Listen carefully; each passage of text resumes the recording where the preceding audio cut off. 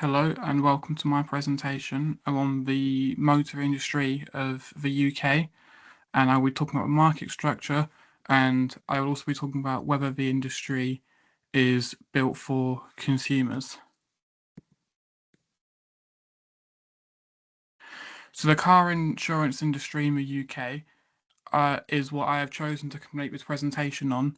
The reason I have done this is because it's such an important industry in the UK, partly due to the fact that so many people drive cars, and furthermore, with car insurance being a legal requirement to own in the UK, it makes it so important that people have insurance, and it then further means that this is one of the most necessary industries in the UK, especially for consumers, and it also has large effects on the economy. Now, as I've said in my presentation, the market structure of the car insurance industry within the UK is monopolistic competition. This is because there are many firms in the market, however, few firms dominate the market and have power.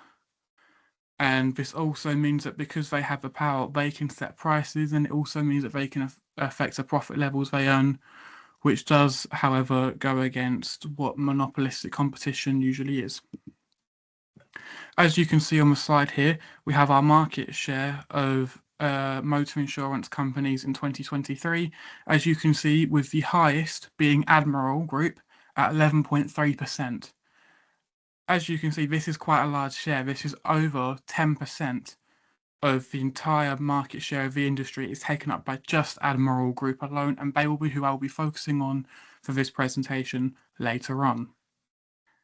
As you can then see, we have other big name brands such as Aviva at 10.6%, LV at 6.5%, AXA and AXA at 6.3%.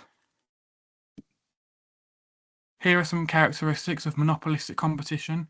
So for starters, it involves high numbers of firms competing. However, they also shouldn't be generating high levels of profit, which I will get onto in a moment. One of the key barriers to entry for insurance companies is cost. It requires high amounts of money, partly due to the fact that you'll need to pay out on claims when it's needed and equipment, as well as you'll also need to pay for legal advice and the salaries of lawyers if claims do go to court, therefore showing the importance of high levels of funding when setting up an insurance company. These barriers to entry do align with the motor insurance industry, as they also require higher cash for entry, as I've just mentioned, and there are high numbers of firms. However, the way that the industry operates means that firms can produce profit. Here are the two diagrams that I will be using to describe them. So as you can see, for monopolistic competition in the short run, you can see where supernormal profit is generated. However, as you can see from the marginal revenue and marginal costs, it should there when in the short run as well as in the long run, there should actually be very little profit that is generated.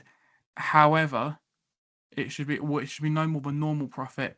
However, in the case of motor insurance industries, they do generate profit due to the fact that they have the ability to set prices.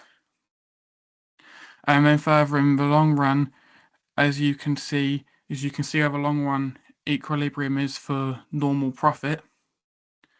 But again, motor insurance industries produce more profit. I spoke about the leading firm is Admiral, as they have the highest market share according to Uswitch. One reason because of the higher numbers of people they cater to. This is due to the fact that they cover many different areas of insurance with their different brands such as Diamond, Elephant, Gladiator, and Vago.